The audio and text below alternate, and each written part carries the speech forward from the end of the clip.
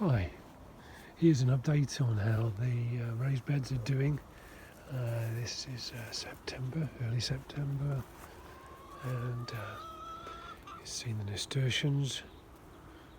I've gone fairly wild there. The marigolds, looking good.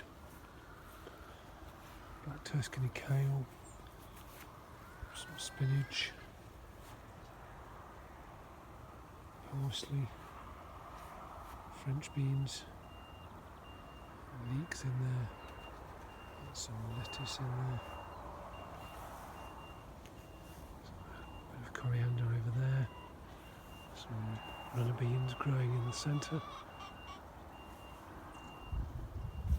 Over here we've got celery, and the last of the leeks from this patch just been picked, and the last of the carrots.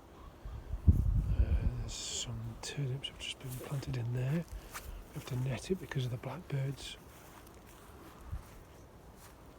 Kale, purple sprouting broccoli in there. Some more kale.